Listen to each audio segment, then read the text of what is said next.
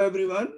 Salam, Adab, Namaste, and welcome to today's event at Indian Diaspora, Washington, D.C. Metro.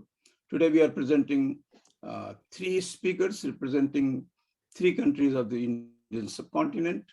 Raza Rumi is the director of Park Center of Independent Media and Journalism at Ithaca, New York. He's from Pakistan. Ms. Khushi Kabir is from Bangladesh. She is a well-known Bangladeshi human rights activist, feminist, and she knows a lot of issues that she takes. And she is from Bangladesh, and Professor Aditya Mukherjee is from India. He is a well-known historian.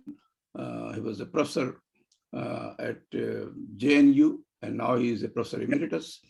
And he was also the president of Indian History Congress in 2007 to 8.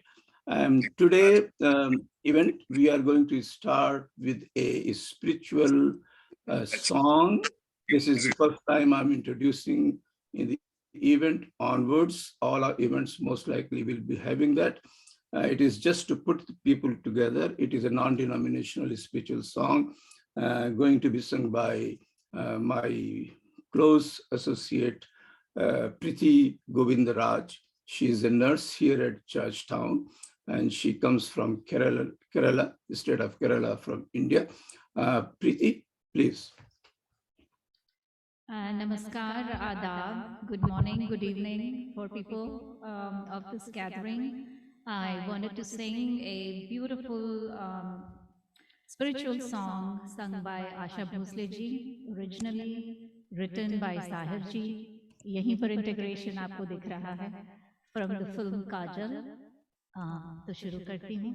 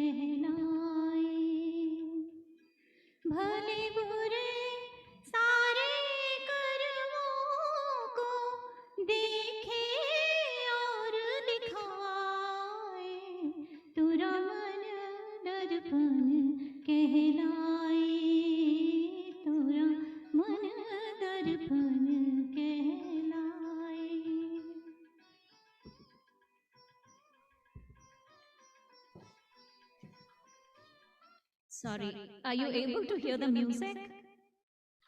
Very little. Okay. Sorry about that.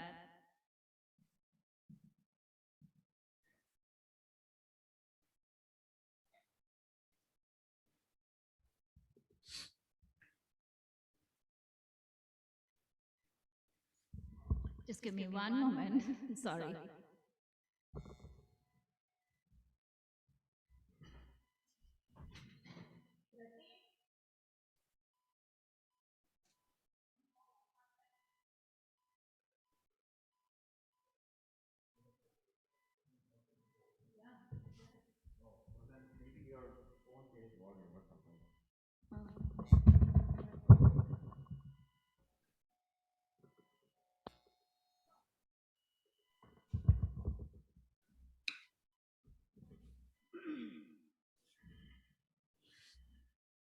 Maybe I'll just put this here. This one too. This one. Don't do anything.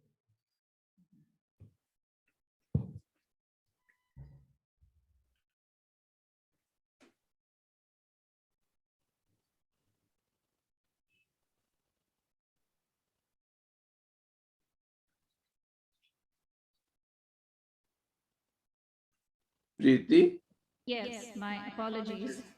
please.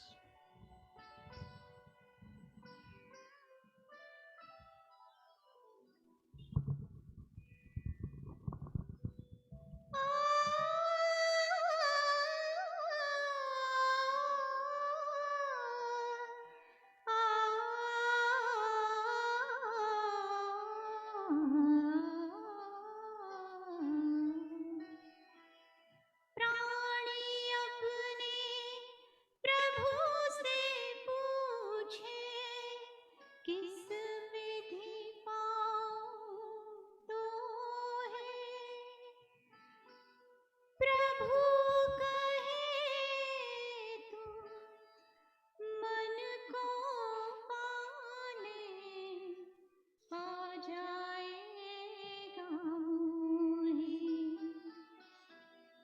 तोरा मन दर्पण कहलाए तोरा मन दर्पण कहलाए भले बुरे सारे कर्मों को देखे और दिखाए तोरा मन दर्पण कहलाए तोरा मन दर्पण कहलाए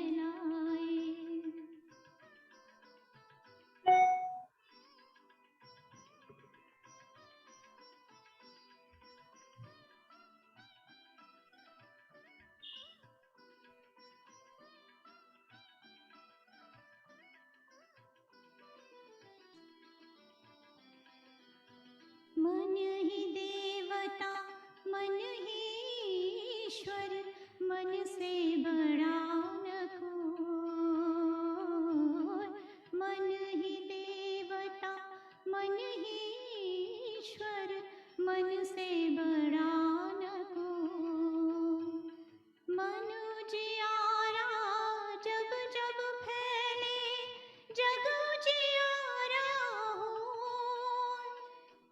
इस उजले दर्पण पर प्राणी इस उजले दर्पण पर प्राणी धूल न जमने पाए तुरा मन दर्पण कहलाए तुरा मन दर्पण कहलाए भले बुरे सारे कर्मों को देखे और दिखाए तुरा मन दर्पण कहलाए तुरा मन दर्पण कहलाए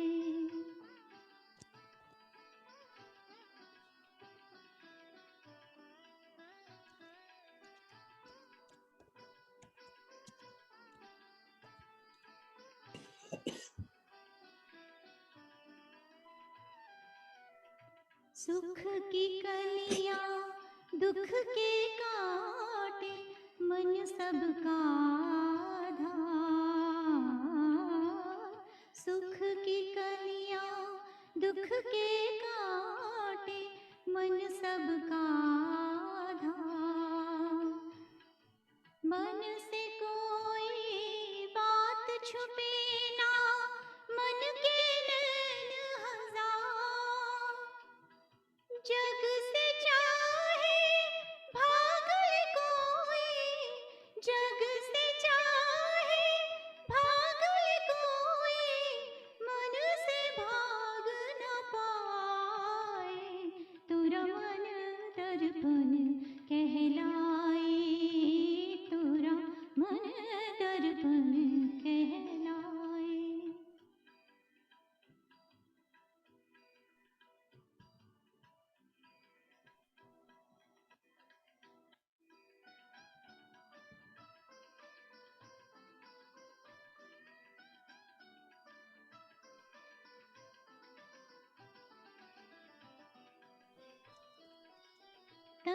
की दौलत ढलती छाया मन का धन अनमोल तन की दौलत ढलती छाया मन का धन अनमोल तन के कारण मन के धन को मत माटी में रो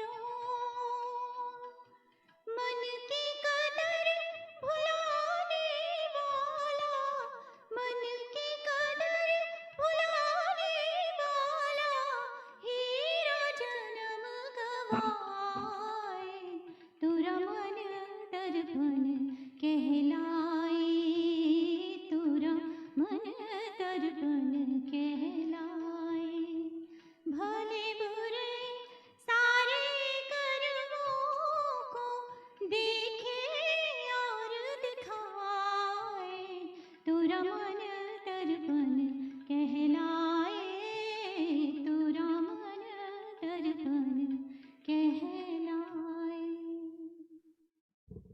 Thank you. Thank you, Preeti. And with this, I invite Raza Rumi Saab to take over. Okay. Thank you so much, Razi Saab, for organizing this and asking me to speak. And I'm really grateful to Khushi, Kabir, and Professor Aditya Mukherjee as well to be here. Basically, as was mentioned, I mean, I'll briefly talk a bit about Pakistan, and then we'll hear some comments from Bangladesh and India. But I mean, I think, as is the case with the region, I mean, prior to this meeting, somebody mentioned that, it's the colonists who divided us and created and drew these lines of borders, etc.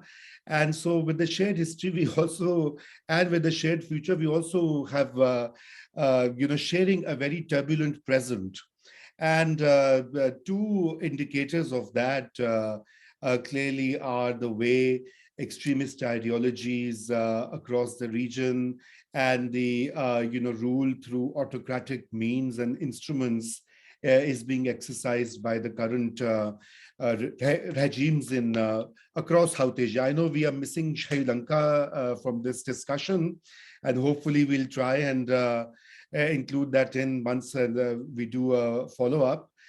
So coming back to the regional overview, I think that this decline of democracy can also be seen in the larger sort of global context, where we have cases of advanced countries, including the US and Europe and other parts of the world, also falling into this particular or following this particular trend.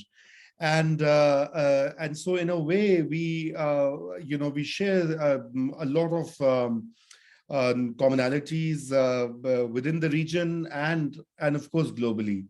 Now let me specifically focus on Pakistan. I just wanted to draw everyone's attention to 5 key points.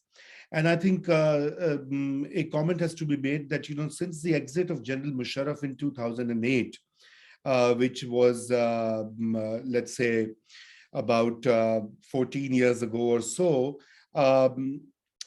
there was an idea, and many of us thought that Pakistan had entered into a new democratic transition, from an authoritarian rule into a democratic polity.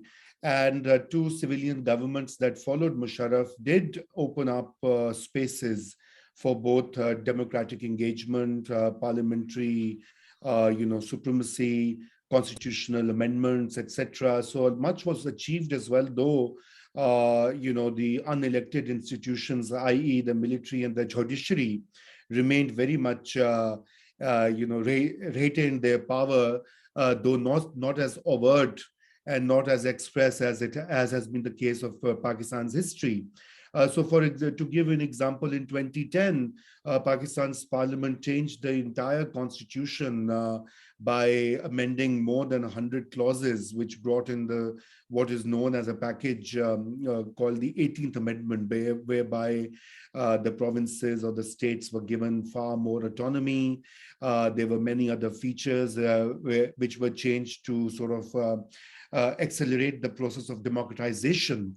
And but sadly, as is the case with Pakistan's history, there's a cyclical issue here that every decade or so, it goes into a reversal. So by 2018, when we had our last election and the incumbent government led by Pakistan Tehreek-e-Insaf, of which Imran Khan, the cricketer turned politician, is the leader, we've seen this slide, a very, very sharp slide towards, what we would call competitive authoritarian rule. And so the elections in 2018, they were contested, amid a very tightly controlled media environment and electoral regulations.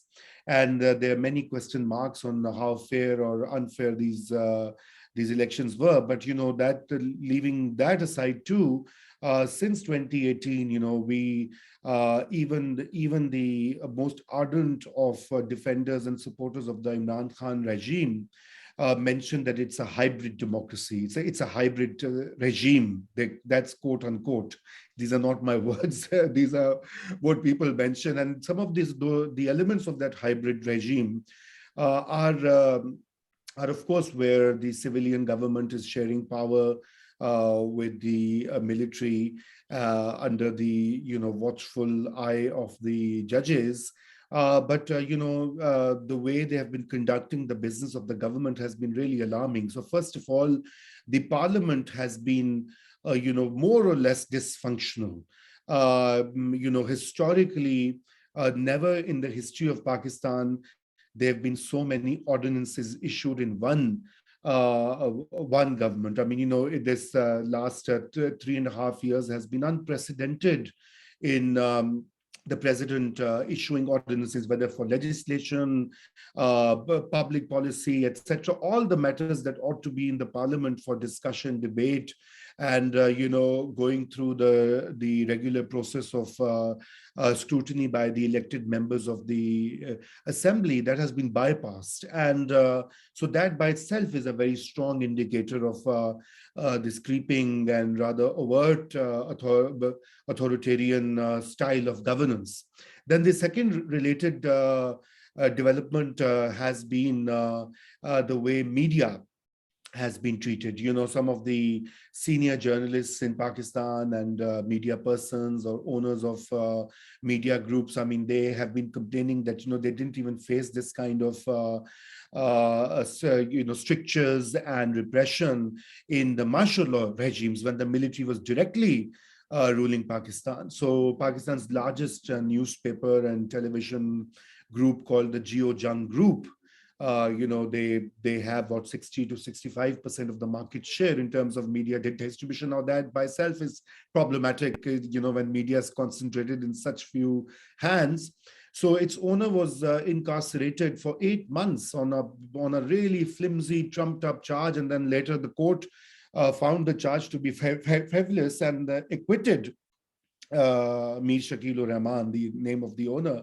So I'm just citing this one example, but there have been other far more insidious things like journalists losing jobs. Thousands of them have been fired, and many leading television anchors have been taken off screen, including Hamid Mir, who's Pakistan's most well-known journalist. And, now he's writing for the Washington Post and Deutsche Welle, but, he can't write in Pakistani papers, or he can't be on Pakistani television screens, where he should be actually leading discussions or reporting, etc.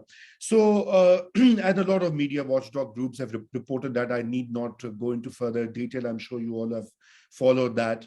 And the third element I wanted to mention is alongside is also the kind of restrictions on civil society. that have also emerged. Now, these have not really come up under this regime. They were brewing in the earlier past governments as well. But, for example, the operations of INGOs in Pakistan has been severely limited and restricted. Even welfare-oriented international NGOs,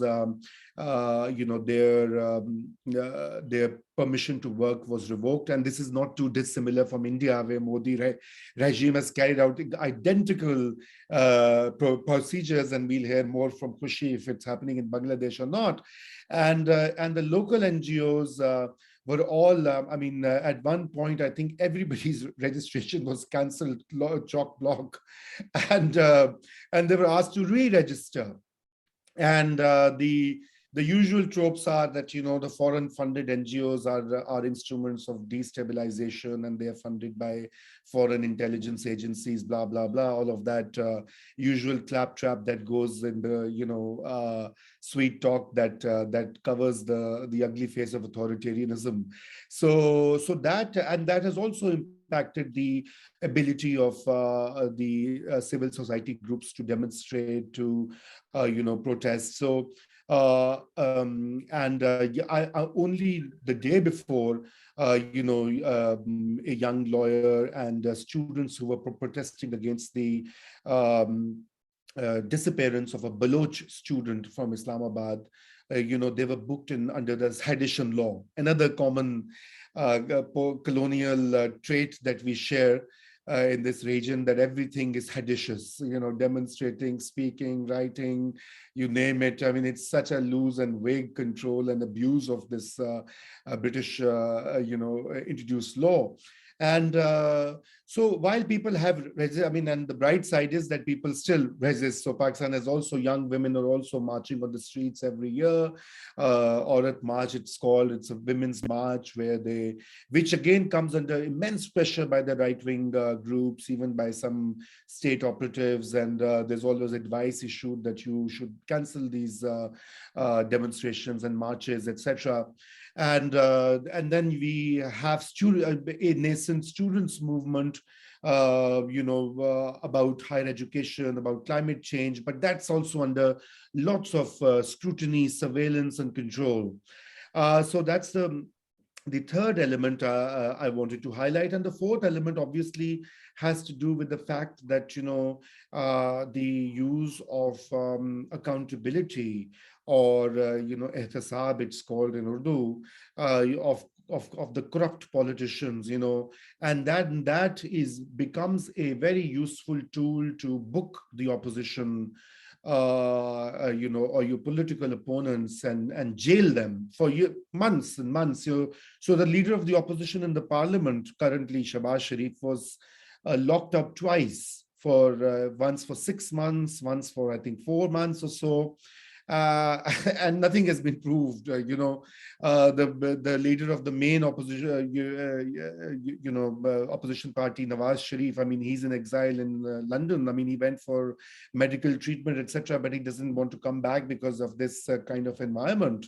And there are countless other cases. The list goes on. And that by itself also, that's a very, very old trick introduced, sadly, once again, by the British in the late 19th century, where they thought every Indian politician, whether at the local level or any other level, is corrupt, quote unquote. And if you read their papers, it's identical. The kind of languages, how untrustworthy they are, how they are prone to corruption, and how we need to, the bureaucrats and the good colonial regime needs to tame these out of control politicians. There's one statement by Churchill, I don't know if it's true or false, always cited that, if we leave, these louts and fraudulence will take over and ruin India. I don't know how accurate that is. But it's cited, the common in WhatsApp groups, etc., etc. And then I think the last element that I would like to mention is also the rise in cartelization, corporate power, concentration of wealth, and inequality, which goes hand in hand with authoritarianism.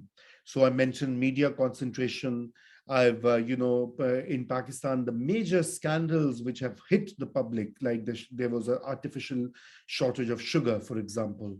And and the government, Imran Khan said that I want to fight corruption. He set up an inquiry committee by his government.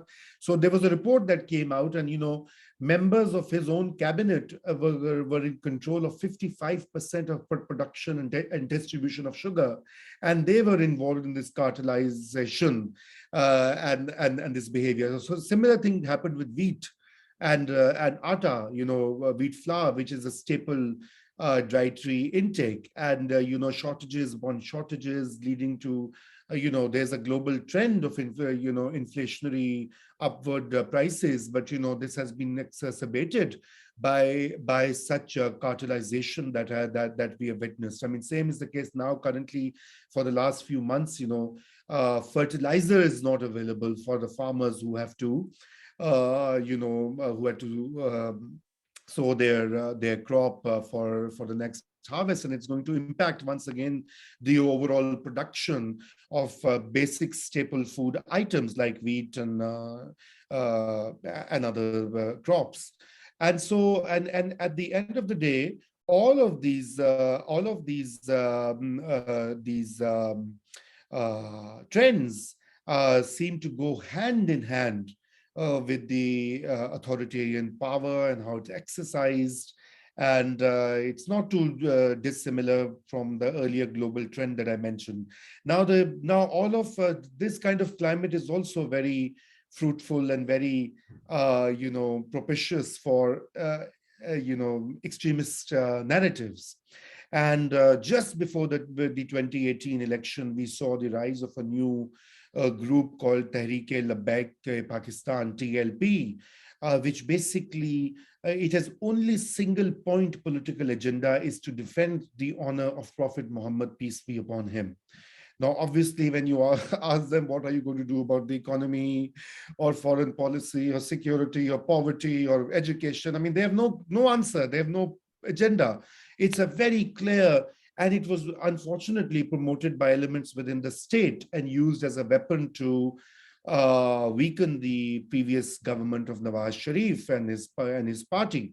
And now they're fray. So they've held three major demonstrations in Pakistan. All three were the state first tried to crush them or deal with them brutally or through law and order lens, and then ultimately it surrendered each time. So one of the most ludicrous cases has been that there were some quote unquote blasphemous cartoons published in France, and this group was objecting, and they said that expel the French ambassador, boycott France as a trading partner, we have nothing to do with France, etc.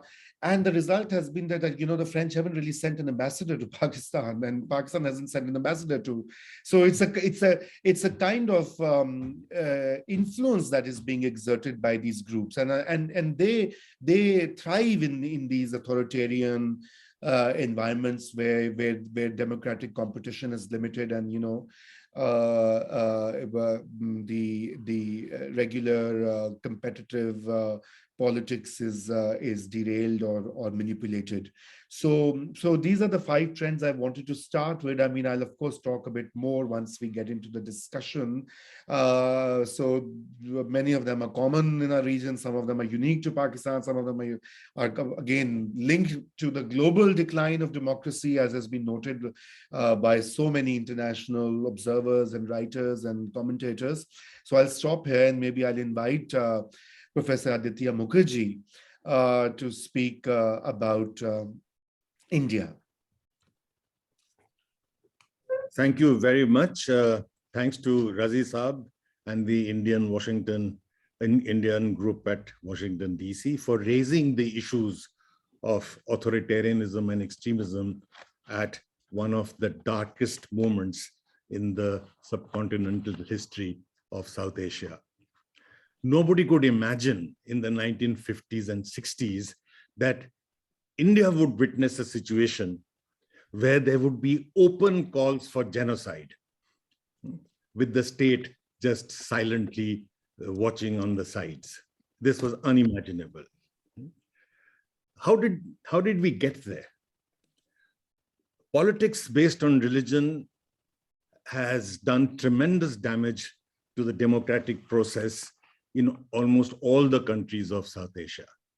Certainly India, Pakistan, and Bangladesh, Sri Lanka.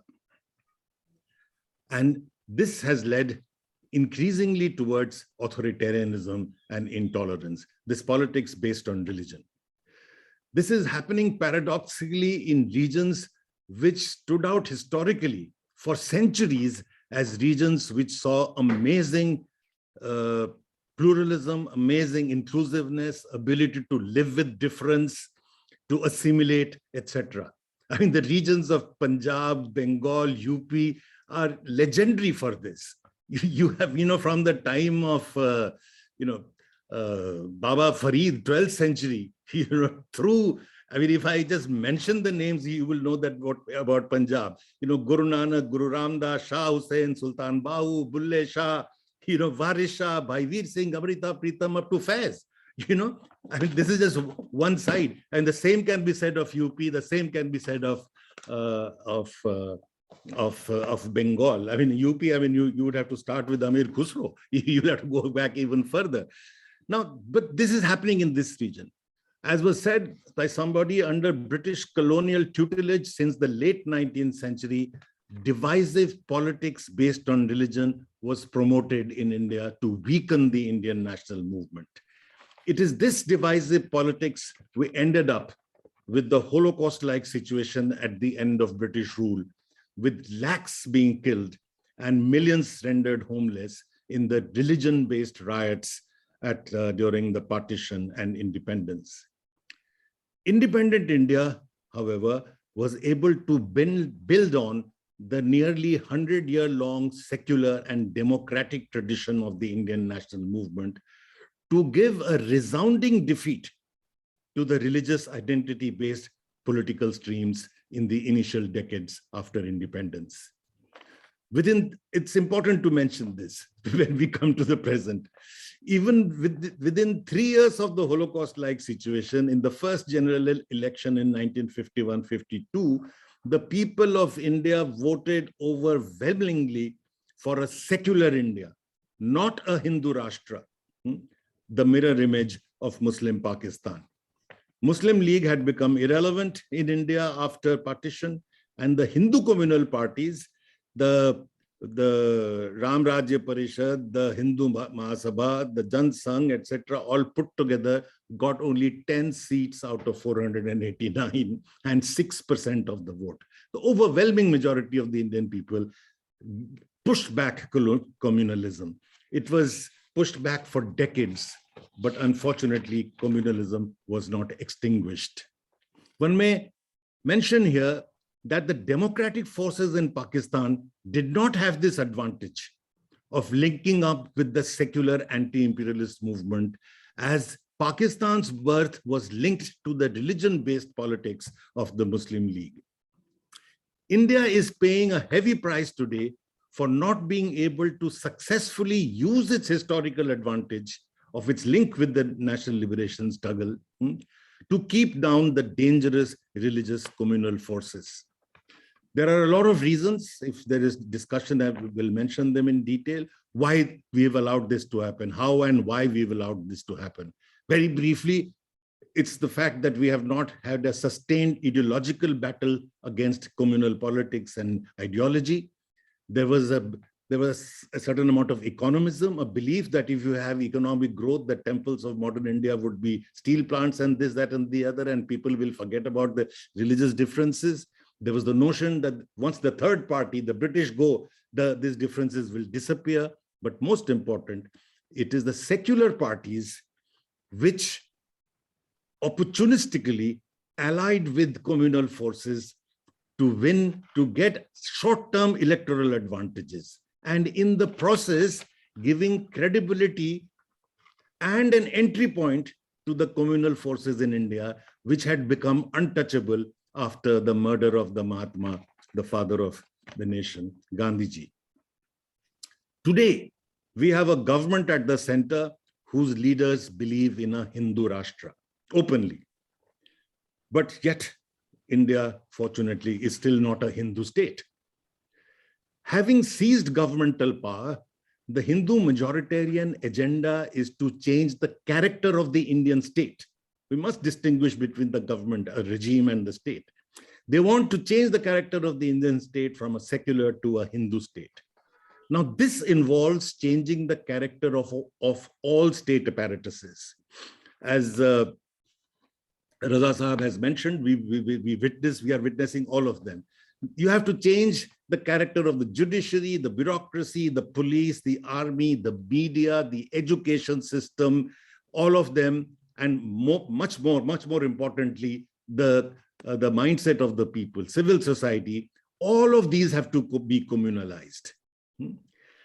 That is the agenda. Now, this involves total control over the state apparatuses, including the media and the universities, something which we are witnessing for the first time in a big way in India. And this again involves curtailment of free speech, civil liberties, especially of those who speak up for the democratic rights of the religious minorities. If they cannot be threatened, then they are silenced in other ways. This involves, this transition or attempt to make India into a Hindu state involves a change in the character of the state, involves enormous amounts of violence and force. The regime therefore begins to take on a fascist-like character. Jawaharlal Nehru, much vilified today, demonized, had predicted this. He had said majority communalism, I'm quoting him, could disguise itself as nationalism. That's what was happening. Forces which had nothing to do with the Indian national movement, who cooperated with the British, are now going around saying we are the nationalists. Jawaharlal Nehru said majority communalism could disguise itself as nationalism, and this is important, and was actually the Indian version of fascism. That is the threat we face in India today.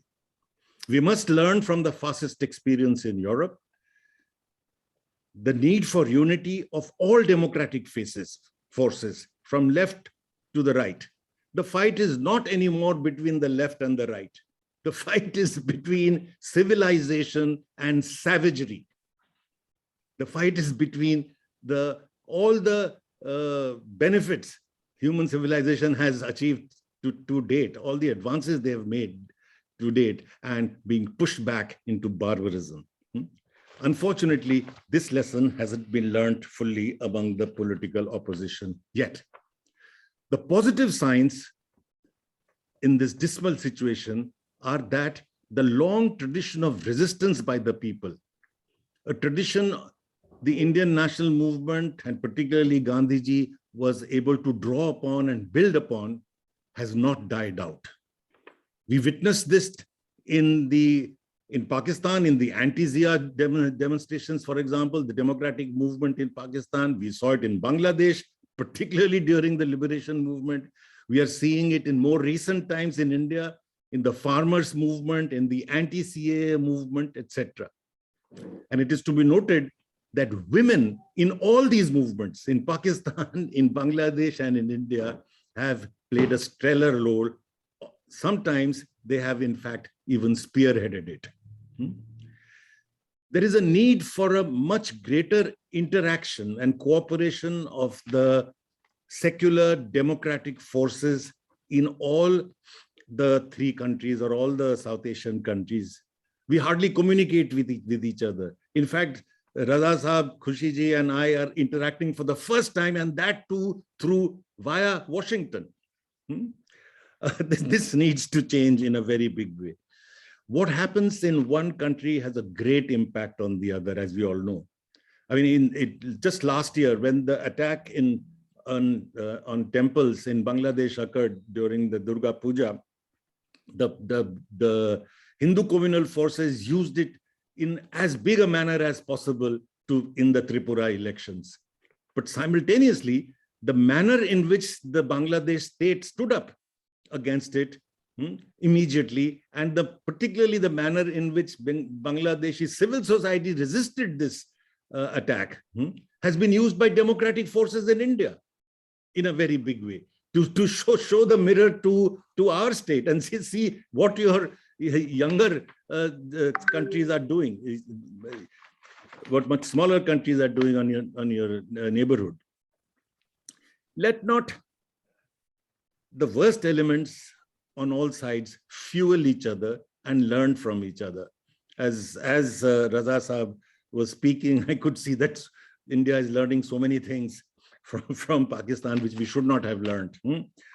But then this is not just Pakistan. I mean, there has been much work, Raza Saab has mentioned it, globally, which has shown, I particularly refer to Jason Stanley's work, How Fascism Works, where they've shown that the practices are pretty much standard. And in India, Pakistan, Bangladesh, those who represent those forces are following more or less the standard tactics, whether it is what they do with the media or the universities or the intelligentsia, etc. I think an additional point, a very important point has been made by Raza Saab, the question of structural inequality, which we are witnessing in India, crony capitalism going hand in hand with an authoritarian regime. Again, Nehru had repeatedly talked about this. He had said that you cannot have political democracy unless you also have economic democracy. If you have this absurd level of inequality that India is now moving towards, which was unbelievable again until as late as the 1980s, is unbelievable. It just creates the ground for the kind of authoritarian shift that we are witnessing. So we need to look at all these. I would like to end by saying we need to learn from each other, and much more important, the forces which are struggling against this situation need to come together for this battle against emerging fascist forces, which is a battle which is clearly going to be a long drawn out battle. Thank you so much. Thank you. That was really great, a magisterial overview of history and the present. Thank you, Professor Mukherjee. We'll of course, I have many questions for you, but let me go to Khushi Kabir from Bangladesh, and let's hope that we can hear more and learn more about what is happening in Bangladesh. Thank you, Raza. Good evening, morning, or whatever time it is in the day for you, for all of us who are present here today. The topic is something that I think all of us feel so strongly about and feel very committed to, and feel it because we're living it. Authoritarianism and extremism, the future of South Asia. Now, I think we had an extremely excellent, both the presentations that we've had from Pakistan and India. And from Bangladesh, I'd like to say that in some instances, we may seem to be in a slightly better position. I think we still have a lot to fear. We still have a lot to do.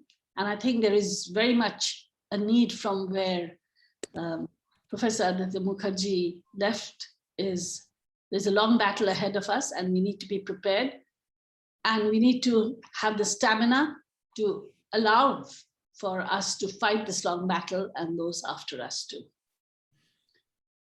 To me, authoritarianism and extremism, they flourish when one or the other exists. You can't have one without the other because they both need each other very much. The authoritarianism needs the support of forces that have a large base, and that base is really created out of fear. Fear of the present, and very often it's the military or other kinds of dictatorship that gives you that fear, or the fear of the afterward, after you die. So that is by use of religion, that unless you do this, you'll be rotting in hell, your life becomes nothing. And that fear, it's fear that is used most to keep the control. The reason I mention this is if we look at our history of this, I'll say the subcontinent because we have the 3 countries here. It would have been very interesting to have Sri Lanka present because they've had a colonial history too, and what the present is now. But I do mention this is because after 47, when we went our different ways, and I'll say we went our different ways after 47 is because even though what is now Bangladesh was East Pakistan from 47 to 1971, since 47, 48, the movement for the autonomy and movement for one's self-expression and the self, be able to represent oneself culturally, politically, linguistically, economically began, and the resistance movement began from then. So it is interesting that we, even if Pakistan and Bangladesh were the same country, we did grow quite differently in the way we were growing up. And we both faced the same military dictators, and we both fought, both the wings, to overthrow the military dictator, which we did in '69, culminating in the elections of 1970, which culminated in the brutal massacre and the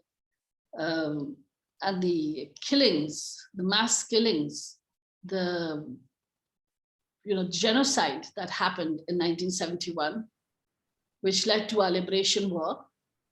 And I bring this because 50 years down the road, what we stood for and stood up for and fought for and gave our lives for, where are we now in terms of what were the ideologies and what was the ideals of what we were actually fighting for? Secularism was a very important and strong part because we were breaking away from a religious-based state and we wanted a secular state.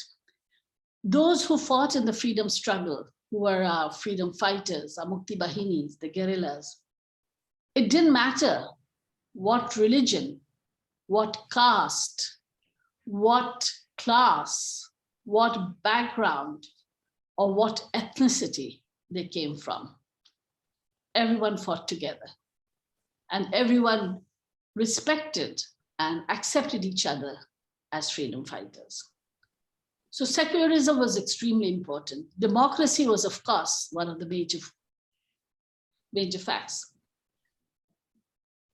Nationalism, and there was a bit of a question after we became liberated, is because it was considered as Bengali nationalism because we were fighting against the Pakistanis imposing their brand of what the culture, language, etc. would be.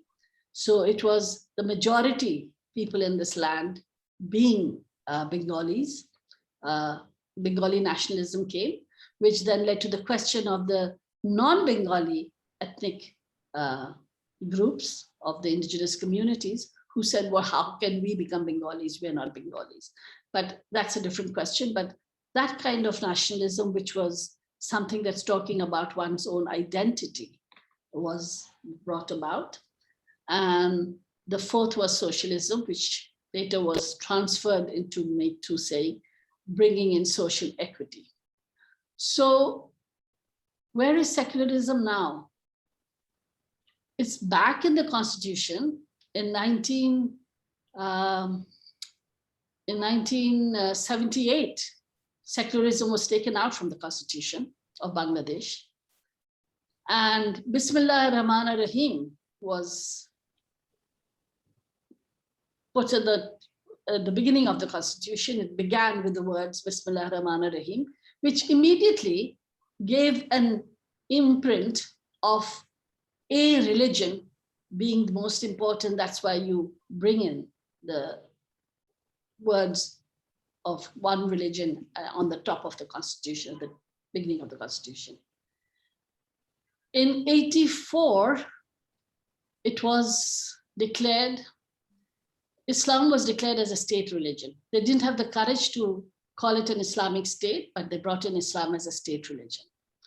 Thanks to many writ petitions and court cases, though we had a lot of public and rallies, etc., and bringing in secularism.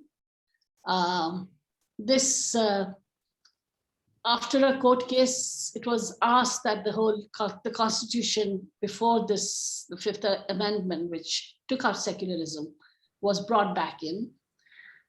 It was brought back in, but the state religion remained. I mean, a total contradiction in terms. You have Bismillah Rahman Rahim on top. You have secularism as one of our principles, the 4 principles, guiding principles. And then you have Islam as a state religion. I mean, it's a total contradiction, which again gives the kind of, it gives you a picture of the pandering to certain forces that the governments and those in power feel they need to do. And here I'd like to, when I was talking about fear, and the fear of both, fear of the present by military and other forces, undemocratic forces, and the fear of the afterlife, which is religion, use of religion. This shows how the governments in power try to pander to these forces so that they are afraid that the people who can take the government out of power are not the people, are not even other political parties, because other political parties have failed to bring in the issues to the fore. I think all the major political parties, I won't talk about the ones on the fringes or those who are on the left, etc., but the major political parties pander very much to the military and to the extreme religious forces. They pander to other business and the commercial interests, the commerce. And this is both internally and internationally because of the global neoliberal economic paradigm that exists. So they want to keep these groups of people happy and contented so that those who are in power do not feel threatened of being overthrown. So the People's Republic of Bangladesh does not really, the people of the People's Republic of Bangladesh are the ones lowest down in the stream of who you want to pander to, if you're a political party who wants to come to power or who is in power. Whatever the differences may be, in this area, they're both absolutely, and the others like them are absolutely similar.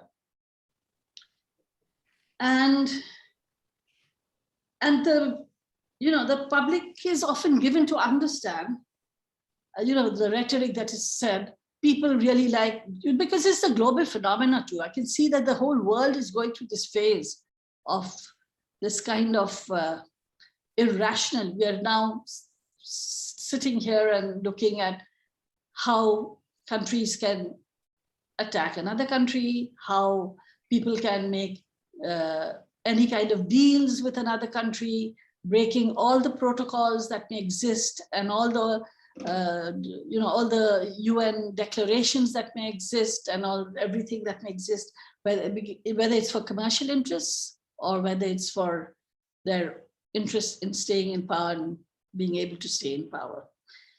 So, and even like when we see our neighbor, India, doing what they're doing and behaving in the way they're behaving, our government will not say a word because they do not want to say anything against the role of the Indian government vis-a-vis their treatment of the Muslims and other minorities. Just as I can see that India will not raise a voice against what's happening to people in the Chittagong Hill Tracts and the indigenous people, or to the Buddhists, or to the Christians, or other minorities. They may use what has happened with, in some cases, with the attacks on Hindu minorities for their own political game, but have they really stood up and stated very strongly condemning it? They won't, because there are commercial and political interests all intertwined together. And all this is often at the cost of people's needs, especially the needs of those who are marginalized, those who are excluded, and who form a very large proportion of our population. It also has two other effects that are very damaging. It is damaging to the ecology, to the planet Earth, the kind of process that is going on. This authoritarianism and extremism is also dependent. Both of them do not speak against the neoliberal economic paradigm. They may speak against Western indoctrination in terms of ideology or religion, but they will not talk against the economic interests that exist. And the other area is that comes out very strongly is the marginalized, as I said. It's against the interests of the marginalized and excluded communities totally. In Bangladesh, we have seen, previously we had seen a lot, like in Ramu, which is right in the southeast, Buddhist temples were razed to the ground, etc. Based on, I see the similar thing that are used both in Pakistan and India. Somebody is supposed to have, who may have been totally illiterate, have supposed to have had a post on social media saying something either against Islam, or it may be against the Hindu religion or whatever, whichever country has the majority country. In Bangladesh, it's Islam. So it may bring out a case against somebody saying that so-and-so has had a post, and then make photocopies of this so-called fictitious post, spread it across, and whole Buddhist temples and Buddhist villages get burned to the ground. Yes, the government does move in, and the government rebuilds, and the government says they'll give support and I'll prevent, but the perpetrators have never been brought to justice. So we always question that yes, the government has moved in and tried to stop, but where are the perpetrators? Why have they not been brought to justice? The recent event that happened last year and which shocked us all, what was the attack on during Durga Puja. The reason it shocked us was the extent. Others, it was just more or less, in sporadic events like in Brahmanbaria, they would have attacked a Hindu temple and a few villages around there. In, as I said, Ramu, and then in Gopalganj, they had done on a church, etc. So, and always it is like somebody, or in a very remote village in Sylhet, in Sunamganj, it would be that somebody has given a post. Even if somebody has given a post, and I see the same thing happening in India as well as Pakistan when I read their cases. Even if they have, what does it matter? You have to just rouse up the mob and frenzy and bring out people to come and just ravage. During the Durga Puja, this affected us a lot because it went across different districts. It was quite well planned, we could see, well coordinated, well organized from beforehand. Otherwise, they wouldn't have been able to do it. Luckily, the government did come into play and ensure that this doesn't happen anymore and control it. And the control, again, is you haven't brought the perpetrators to justice. The control is calm down, we'll look after your needs, we'll ensure that you are looked after, because then immediately after such an attack, money is spent in the rebuilding of the temples, rebuilding of the puja mandap. The puja mandaps are temporary in Durga Puja, but in relocating the houses that were built and getting them support systems to build their houses. But the fear, what everybody had asked us, where were you during those 4 days? when there was a rampage going on? Where were our neighbors? And I hear the same thing from my friends in India and in Pakistan too. Where were the neighbors who before had been closely associated together? I just want to mention during Durga Puja, it's not a Hindu festival only. Everybody goes there. People in hijab, in wearing with the beards, and the Muslim, the very conservative Muslim dress codes, etc. go, and they not only visit the Durga Puja, all the mondops, but they also take part of the food that is served to them. So it is really a cultural, it's just a syncretic culture, and the puja is for everybody. They say in Bangla that dharmo jar jar utshab shobar, and we say rashtra shobar. So the religion may be your personal, but the celebrations, whether it's Christmas or whether it's puja, it's everybody's, it's for all. So that they could attack during Durga Puja is giving us a warning, saying that, we can attack at any time. We have the ability, we have the know-how, and we know how to do it. And it doesn't matter that the people all go to Durga Puja, but if we want to attack, we can attack. So this kind of situation is very worrying for us.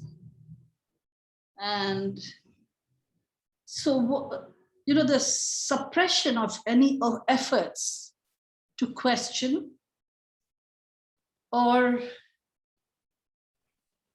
any kind of efforts that we may have to raise issues, confront issues, gets, you'll get responded to by exactly the same way that was discussed by both the speakers before me. So it's exactly the same, there's no difference.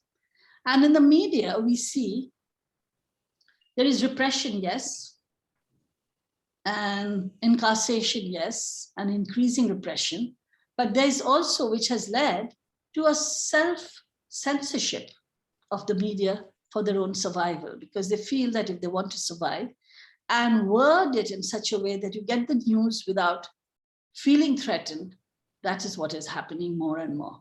We find that up to a point, yes, you can speak out, but after a point, you just control. There's a line, it's like the Lakshman Rekha, the Lakshman Rekha.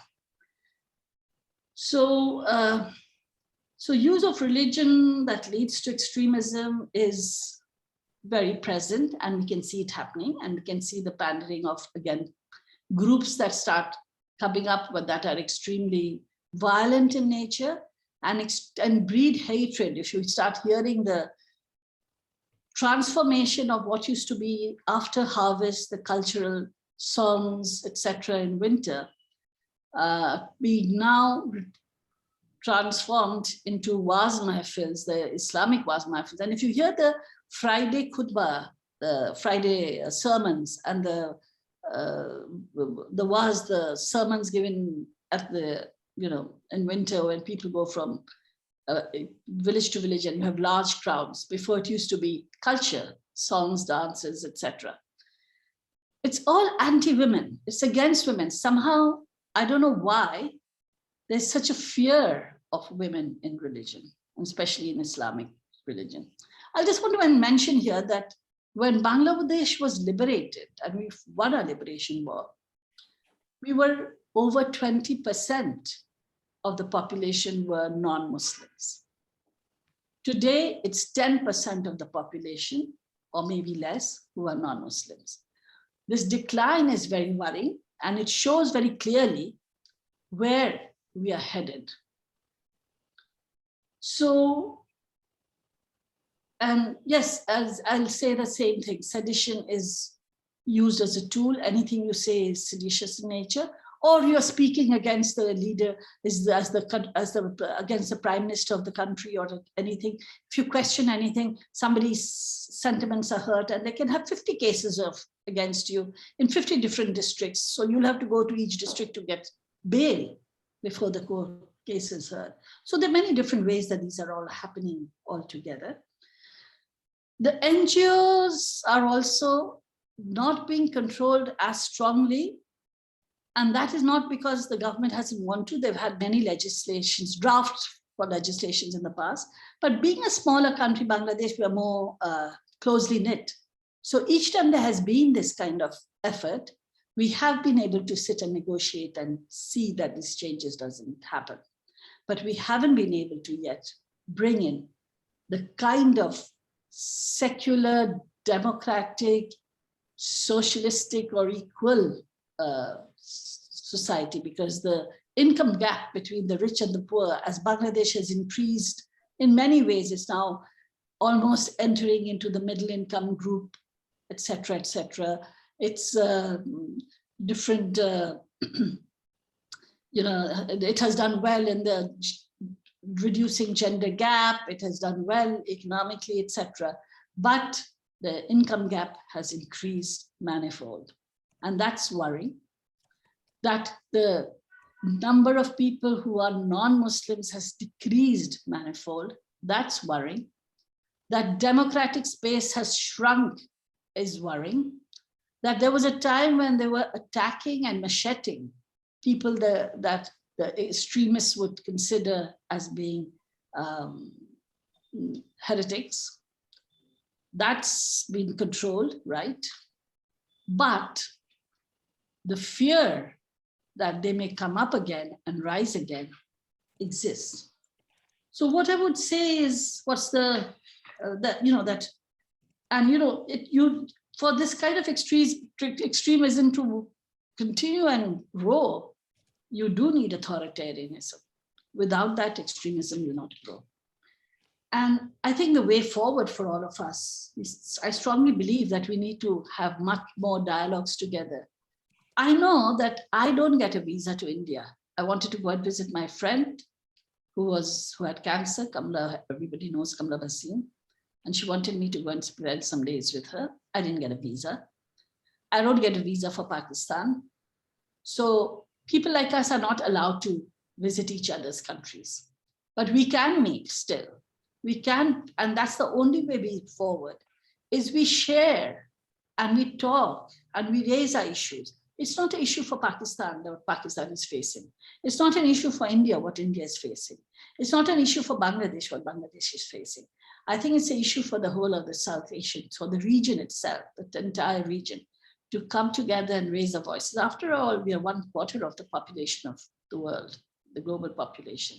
And if we, and the majority of the people, if we can reach out to the majority of the people and explain and ensure that what is it that we wanted, like Bangladesh did in 1971, we need to do it again across South Asia, and then come together and show that our voices are so strong that people have to listen to us.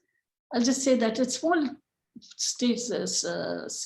statement that in the parliament at present, almost 80% of all parliamentarians' major occupation, their main occupation is business. This was not the case. A politician had to be a politician right from the grassroots to go up to being given a nomination to stand for election. Now you don't need that. So this gives you an idea of where democracy is and how authoritarianism can function, and as freely and as strongly as before. We do want a secular South Asia. We want not a homogeneous, because we are very different in our different ways, but we want a South Asia where we learn to respect each other and our cultures and our differences, and learn to treat each other with the kind of democratic, secular principles that this region was known for. Thank you very much. Thank you so much, Khushi. That was so wonderful. not just an overview of Bangladesh, but you've also set the way. And I totally share your sentiments. You know, one of my close friends, Sadia Delvi, died of cancer, and I wanted to visit her, and there was no way I could get visa. I tried my best, you know, the kind of procedures, etc., was just unbelievable. So anyway, we have just little less than 20 minutes I'll left. just say, for me, it was not the procedure. The procedure was not the problem. It was me who was the problem. That's what the Indian High Commission let me know, that it's Wow. because I'm vocal. So the Wow. same is with Pakistan. It's me who's the problem because I'm vocal. Yes, yes, sadly. So anyway, without further ado, we have participants raising their hands. So let's go to their questions. Professor Shahina Khan, you start, and then we'll go to Shahid Sahab, and then Salman and Amna. Ji, Shahina Sahiba. You have to unmute yourself. And if I may collect 2 or 3 questions, would that be okay? And then ask the panelists to respond. Yes. I'm going to be very brief. Well, good afternoon to everybody.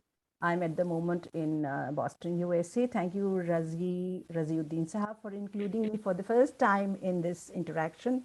Very thought-provoking, authoritarianism and extremism, and the future of South Asia. I mean, Professor Aditya Mukherjee from India, Mr. Raza Rumi from Pakistan, and Madam Khushi Kabir from Bangladesh have raised very important issues, and some of them are common, some have to be sort of dealt with. But what I want to say, that voices of dissent are suppressed everywhere. So where do we go from here? Number one, concerted effort has to be made. And I just want to add to what and ask that it was, I mean, I've been brought up in India. So soon after 71 war, you know, that divide sort of started appearing and surfacing, which is now full-fledged in India. We all know, I don't want to go into the details. And, you know, the gulf is widening, the tipping point has come. We all sort of agree to that, we know it. So perpetrators have to be brought to books. How? This is the question I want to raise. And one suggestion is education. Thank you. I just wanted to raise these questions and ask. Thank you so much. And let me also get Shahid Siddiqui Saab's comment or question, and then we'll go to the panelists. Yes. Yes. Thank you so much for giving me this chance. First of all, I would like to congratulate Professor Mukherjee, Khushi Kabir Sahiba, and of course, Raza Rumi Saab. That was an excellent presentation.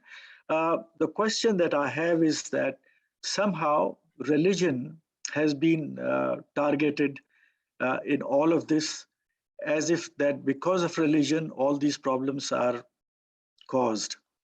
However, my understanding is that it's not the religion, it is misinterpretation of religion, whether it is Islam, Hinduism, or any religion. I think people cannot dissociate themselves with religion at all. The only thing is they have to dissociate with the misinterpretation of religion. I think the big chiasm is, I mean, for example, Mahatma Gandhi was such a nationalist leader, but he was a very good Hindu too. Maulana Azad, who was a good nationalist, was at the top of understanding of Islam and its interpretation. So it is not the religion that we are after, it is misinterpretation and exploitation of that. And I think it is impossible in the Indian subcontinent to take the religion away.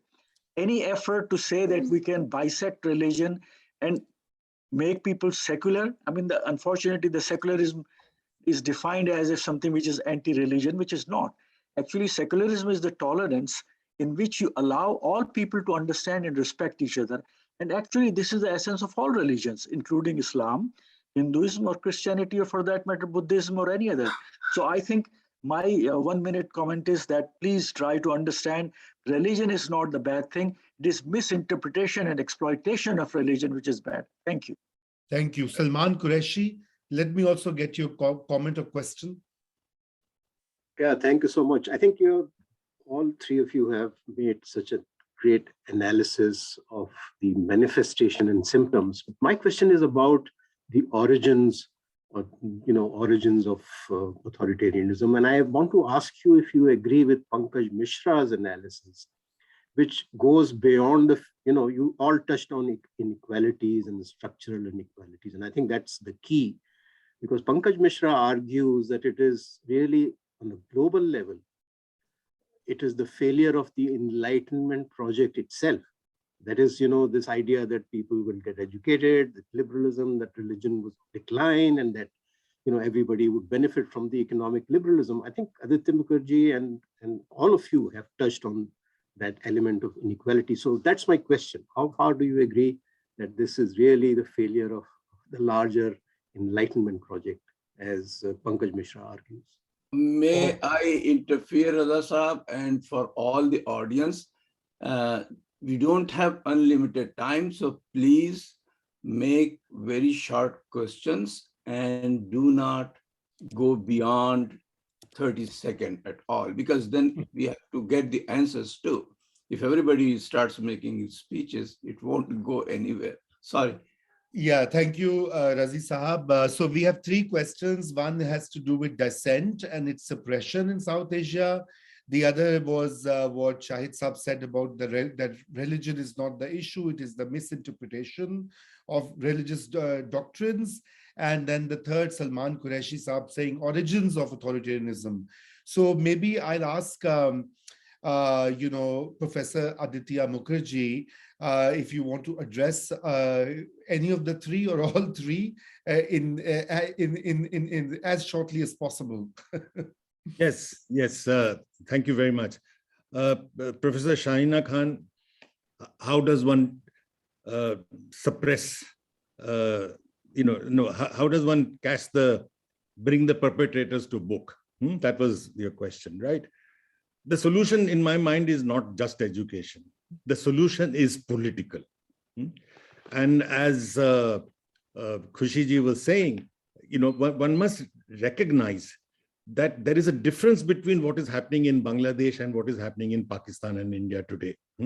Bangladesh has a secular state, and she has pointed out the weaknesses of that state. It's pandering to this, it's pandering to that. But when the state itself is the perpetrator, when it rewards the perpetrators and books the victims, that is what is happening in India. In the Delhi riots, the victims have been booked. The Muslim victims have been booked. So it's a completely different ball game. So the solution has to be primarily political and ideological. When you say education, you of course mean ideological. You will win the political battle only when you do the ideological battle. Totally agree with you. Shahid Siddiqui Saab, there is no doubt about this, that religion is not at the center of the issue. I mean, on this, there has never been any doubt. It's the Maulana Azads and the Gandhis who are secular, and it is the Jinnahs who doesn't even know how to hold the Quran, or Savarkar, who was a total non-believer, who are the communalists. So it is misuse of religion. It is bringing politics into religion. That is what is the difference, no doubt about it. Salman Qureshi Saab, the origins of authoritarianism, very complex question. But the link with the Enlightenment project is a very important idea. You see, the Enlightenment project, as it emerged in Europe, had built in within it authoritarianism. Let us accept it. The notion of ultimate truth. I mean, why is it that the French Revolution ends up with such violence?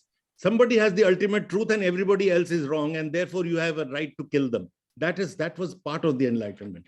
The difference, and this must be recognized, the difference in that there are alternate routes to modernity. And those alternate routes were shown by India, it was shown by Turkey, it was shown at one time by Iran. They have been, of course, silenced, but that the alternate route to modernity, in which non-violence was critical. The reason why Gandhiji insists on this, he says that how can I be violent? Do I have the ultimate truth in my hands? You are all trying to achieve the truth. So therefore, I think it is important what we have learned from the Enlightenment needs to be deeply modified on the experience of various other models apart from the Eurocentric Enlightenment model. Enlightenment is not Europe. full stop. There is a whole lot of Enlightenment values that have emerged from Africa to India. Even truth and reconciliation, you have to learn from Africa. Yeah, well put, Aditya ji. So let's hear more, and then I will go to Khushi Kabir for the next round.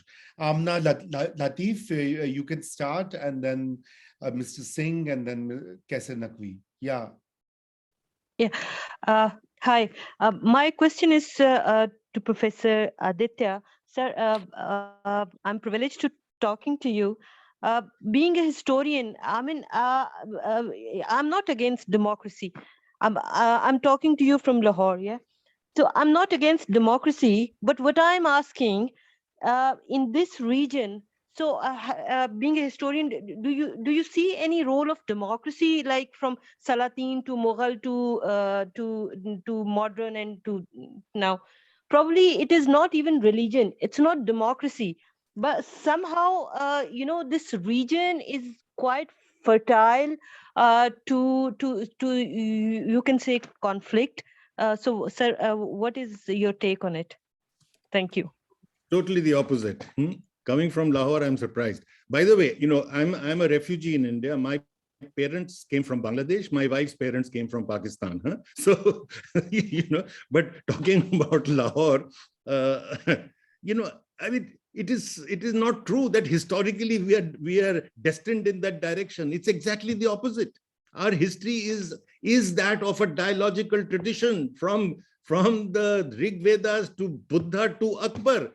Much before the Enlightenment, Akbar, he is talking of reason, he's talking of rationality, he's doing state-sponsored discussion between religions, and including atheists, while in Spain you are having the Spanish inquests. You are killing in Europe in the name of religion.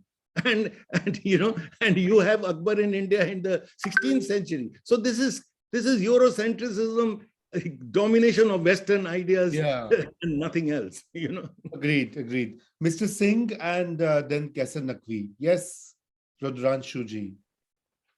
My question is to any of you that what is the difference between the Islamophobia which unfolded itself in the United States of America after 9/11 and the kind of Islamophobia we are witnessing in India right now?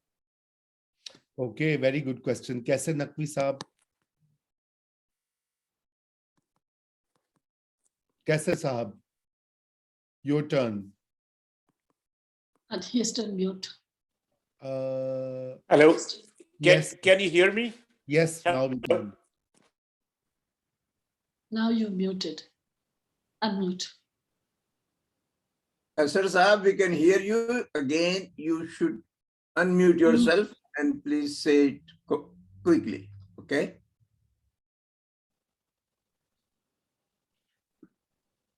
You still muted, Kaise Sahab. You'll have to unmute yourself. Yes, now speak. Yes, I'll be excellent presentation by Raza, Rumi, and Madam Kabir. Thank you very much.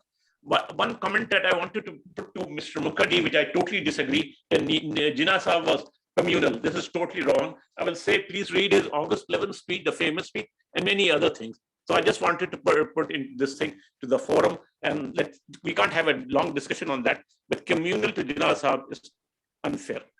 Thank you. Okay. So let's begin with Khushi. Can you address Mr. Singh's comment on Islamophobia, and then we'll ask Aditya ji to comment on the comment on Jinnah.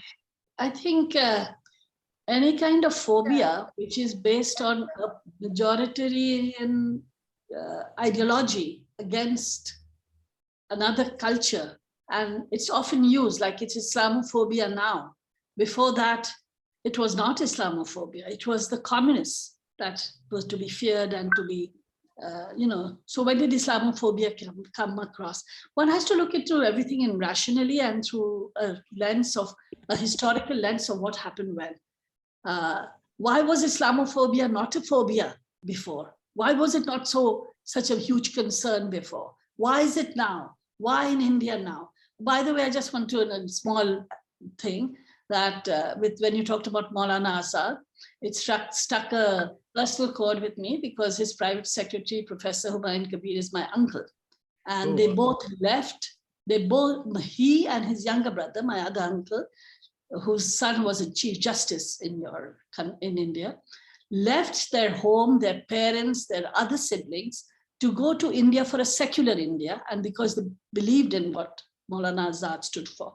So this was the kind of ideology that was existing, that I leave in the home that I grew up in and leave my country and my siblings and my parents to go for a cause, which was secularism.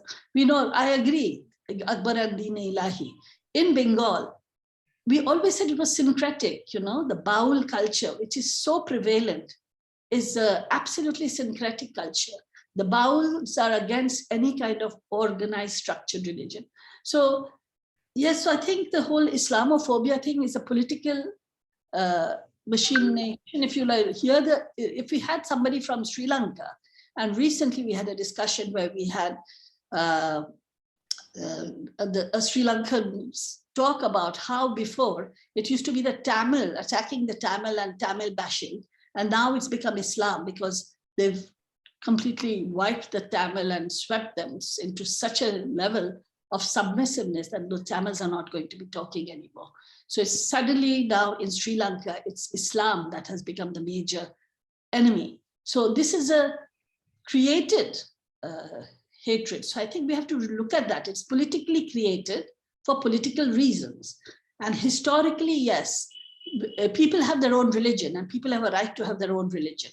When we talk about the use of religion, we are talking about the use of religion politically to create hatred when hatred did not exist before. Or we may have had differences, but we did not have hatred and we did not have this kind of vilifying and etc. Even now there are times when people live together and work together. Again, it's fan. Why is it that religion is allowed? It has that ability to fan this kind of mob culture, mob lynching culture. One has to look at that also. I'm not decrying religion as saying that religion is, all religion is terrible. It's not that at all. I'm just saying that one has to question what is it in religion that gets people to suddenly get infused with this mob culture of lynching. So you need to do that. So I think that question is about, I hope I've answered your question about the Islamophobia, that it's all created. It's politically created for a certain time. Let's see what happens next and who the next target is going to be. Yes, thank you so much, Khushi ji. And before I invite Professor Aditya to comment on his comment on Mr. Jinnah, I just want to add that, the burden of history is immense. And that's what eventually happens whenever we, are talking about South Asia or the Indian subcontinent, whatever usage one wants to use. Invariably, the discussion goes to the issues, the thorny issues of history. Here we were talking about the Bauls, the Akbar the Great, the partition, the Indian national struggle. While I also wonder that is that something we need to address? The way European Union, France and Germany are now writing joint textbooks of history. So do we really need to address that as well at some point? Or is it, or are we going to be stuck in this discourse where, Professor Mukherjee makes a comment about Jinnah, somebody from Pakistan has to do the customary defense of Mr. Jinnah, and then somebody wants to. So I think we need to really move past that. What our generation and the kids that are growing up in South Asia, what the authoritarian culture they are facing is that, there are in India, Pakistan and Bangladesh, people are in jail for writing Facebook posts against the three great Mahatmas of today, Mr. Khan, Mr. Modi, and Miss Wajid. You know, they make a joke of Hasina Wajid, and somebody picks the guy up under some Electronic Crimes Act and puts him or her in jail. Same has happened. Modi has picked up so many people. So I mean, unprecedented number of journalists in India today. We used to look up to the Indian media, and you know, the kind of Indian what sort of investigative journalism used to take place, and now it's no longer the case. I mean, it's like completely corporate and completely sold out in favor of projecting Modi's image all the time, whether it's true or not. So I mean, it's just I mean, I don't want a reaction to be per se. But you know, I just keep on thinking about these questions. You know, that when is the time for us to move on? So anyway, ignore this proviso, and Aditya, you can respond to Mr. Jinnah's 11th August speech, in which he said that you are free to go to your temples and you're free to go to your mosques, etc., etc. But I think, Raza Sahab, the introduction you gave is very important. You know, the discipline of history is not not written by sort of labeling and making charges against each other. That is not our business. Our business is to do a scientific discipline history in which we follow the rigors of the discipline, in which sometimes your favorites, your country may be the bad one, and the neighboring country may be the good one. I mean, that is not, it is not good, bad, etc. It's a completely different ball game. And just one comment on what you're saying about the Indian media. You're absolutely right. The dominant Indian media is completely sold out, corporatized, etc. But still, there are magazines like the Caravan. There are, you know, channels like the Wire, etc. And fearless journalists, fearless in UP. You know, one mic and one camera journalists. You know, are willing to do it. I mean, that's the hope for the future. As for the Jinnah comment, you see, Jinnah. As a student of history, I would agree with the gentleman who spoke that Jinnah was not to begin with communal. I mean, far from it. He was not even religious, so how could he be religious communal? You know, he ate every kinds of meat. He married a person not of his religion, and so on and so forth. Religion was not his issue, right? His differences with with various people, including Gandhiji, were on issues of whether now to launch a struggle now in this manner, whether non-cooperation is a good idea or not, etc. But he was very much in the secular camp in the national movement till 1937, till he takes up the leadership of the Muslim League, and then he raises the question of Islam in danger, and he mobilizes people on the issue of Islam. And he says that he subscribes to the two-nation theory, that we cannot, that nobody else can represent Muslims but Muslims. I mean, that is the heart of the two-nation theory. And therefore, but as I said, personally, this he does politically, but personally, he was not a communal person. And therefore, the 1947, that the speech you're referring to, very, very good speech. In fact, some BJP people quoted it and almost lost their job because of it.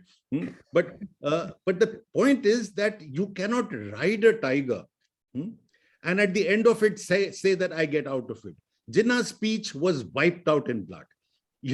I mean, there was reaction. Pakistan was not going to listen to his speech at the end, when Pakistan is born, and make it a secular state. When your movement, that's what I said, Pakistan did not have the advantage. If the state is born on the issue of religion, Bangladesh is not born on the basis of religion. And therefore you could have a secular state, with all its difficulties, with all, etc., etc. But Pakistan did not have that advantage, and Jinnah also could not have had that advantage at the end of it. Having led a movement which was based on religion, on religious division, you could not at the end of it say that I am secular and I want a secular country. Unfortunately, it doesn't happen. The uphill task for the Democrats in Punjab, in Pakistan, are therefore much more difficult. Okay, thank you so much for responding to that. We'll take the last question, which is in the chat box by Iram Gul Sajid. And she says, about the region, sorry, I've lost it. But there's another one by Tahir Mahmood where He says education is the answer to counter extremism. Imtiaz Saab says, does Bangladesh has the same level of religious extremism and intolerance as Pakistan and India these days? So let me ask you, Khushi, about this question. I mean, I hate these comparatives. I'm better than you and you are worse than me, because that is what toxic nationalism does to you. But anyway, still, maybe you can comment broadly, and then I will ask Aditya. And yes, please go ahead, Khushi ji. Yeah, I agree with you. I don't think the comparisons are at all relevant, because each country is different and we're in a different state at this moment, our position in this moment. We will look at the Bangladesh in terms of what kind of Bangladesh did we dream of 50 years ago? What was our ideology 50 years ago? When all the people, it's not a small group, when people in the villages, in the cities, everybody worked and fought and risked their lives and gave up their lives for this country on the basis of the 4 principles. So we want to look at Bangladesh on the basis of what Bangladesh actually meant and why we had a Bangladesh and why we created a Bangladesh. And on basis of that, I say we are far behind. We are losing. I don't want to compare it as are we at the same level of Pakistan? I don't want to compare it with Pakistan. I want to compare it with how we want Bangladesh to be. I don't want to compare it with India, that just because in India, Hindutva has grown into this monster, that Bangladesh should retaliate and become a monster in Bangladesh. I don't want that. I think this kind of what you said, it's not only just narrow nationalism, it's also I think very,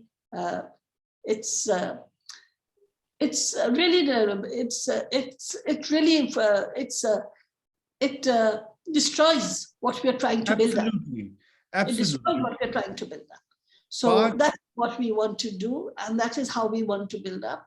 And as I said, I did mention very briefly, but I want to say our big concern now is what is happening with the indigenous communities in the Chittagong Hill Tracts, who in 1972 were over 90% of the population, in fact, almost 98% of the population.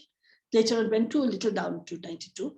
But because of deliberate by the army, a political and what do you call it,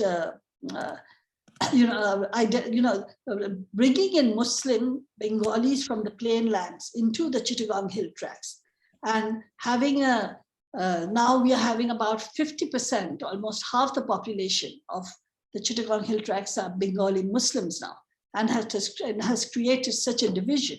And there's so much going on that is, against all kinds of human rights, all violations and cultural rights and everything rights.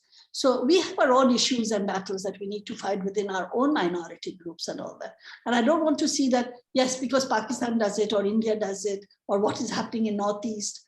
I think we need to look at it within our own sphere, and history has to be written, I think, in a dispassionate, but in a very clear manner for the entire region.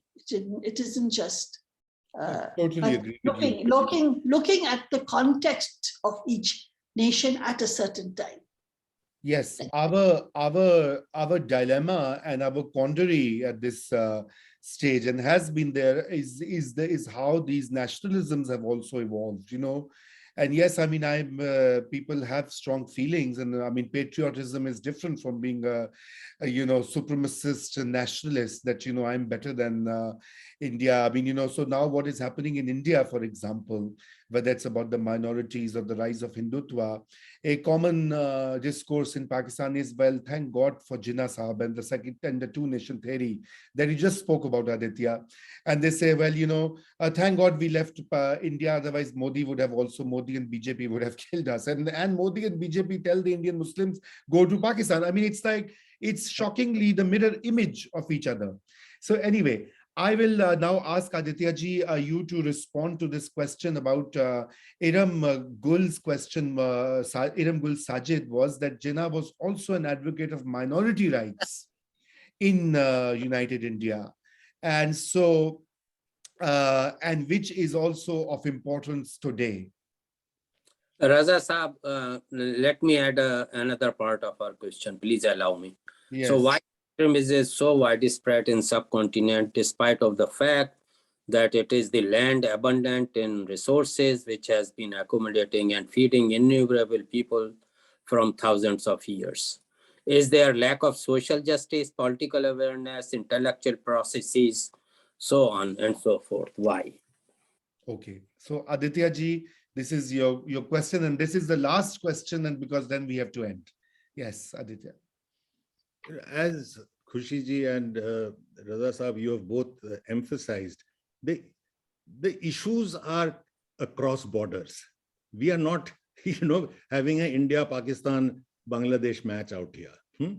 That is absolutely irrelevant. We have a common civilizational history. There are forces in each of our countries which draw from the positive side of that civilizational history, which is inclusive, which is humane, which is plural. And there are negative forces in each of our countries which do exactly the opposite. And we have had phases, as each one of you were describing, and as I was describing, in which phases where the progressive, modern, democratic forces seemed to be on the up, and we've had phases where the reverse has been true.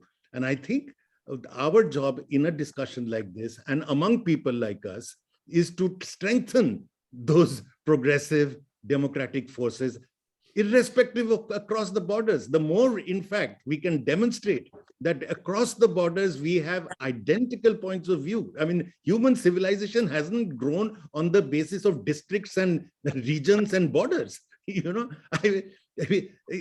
has been demonstrated that even if you go back to ancient India, the biggest breakthroughs in mathematics and in science occurred when India was open to the whole world, including the Arab world. It is only when you interact. So this is, as you very correctly said, Raza, I mean, it should not become about a match between India, Pakistan. We did this, so we'll do something worse. But unfortunately, that's why I said that what happens in each region is extremely important for the other. Anything negative in one region is picked up to fuel even more negative activity in the other. But let's focus on the positives. Let's talk about Khushi Kabirs and Asma Jahangirs in India, and say that, look, it is not true that these other countries are all Islamophobic and, or Islamic militants and this, that, and the other, that they have similar, same kinds of forces, sometimes even more powerful than ours. I think that's the way we can go forward. Yes. Aditya Saab, can I ask a question? Not a question. So I'm scratching my head that when you said, if somebody says that Islam is in danger, how does it make him, that person, a communalist? Because you said that. And yeah, I said that. So it was maybe you have more to add to that. Yeah. And I just want to learn from, I'm not defending Jinnah Saab. I just wanted to learn more, because how a simple sentence can make a person. Sure. One of the slogans used by the Muslim League at that time to mobilize people around the issue of religion was to say Islam is in danger. That the Congress Party, the national movement, Indian national movement, is a Hindu mobilization. This was the British view, and the communalists borrowed that view. I mean, this is a lot different, that the national movement represented the microscopic minority. So the British idea was that the Muslims will represent Muslims, Hindus will represent Hindus. And since the Hindus are in a majority, India can never have a democracy or self-government, because then the majority will rule over the minority. So this principle was being put into the minds of the communal forces. And Jinnah, at the end of his brilliant career, he was a very brilliant man, I mean, without any doubt. At the end of his brilliant career, chose to pick up this colonial notion that the Indian people mobilize only around their primordial identities of religion. No, Aditya Saab, that's a political game. Dr. Saab, I request you that, maybe we can have a subsequent discussion where we can invite Professor Mukherjee and you and others. We have exceeded our time limit. And I'm really sorry that, if you feel that your question has not been addressed, but we'll take it up at another opportunity. I wish to thank everyone who has shown up. So many people have shown up on a weekend morning in North America and well, afternoon in the UK and late night in India and Pakistan and Bangladesh. So maybe over to you, Raziuddin Sahab, if you want to make a concluding remark. Otherwise, we shall bid farewell and hope to see you all again. Thank you so much, all three of you. Really, it was a very engaging session, and I think there should be more such sessions, inviting other people from all these three countries, because we really need to engage ourselves on such issues which bind all three nations in a common cause. And that also is sort of pressure of these democratic and progressive forces upon those who are really destabilizing their own cultures and policies. So here is the next Saturday's event. This will be a more interesting in the sense that here we will have a very opposing political views, one representing BJP side, another is from the very far left, I guess, and there is some guy from Aligarh who will be in the center. So it is a left, right, and center on the current crisis in India, post UP results. That will change a little, hopefully.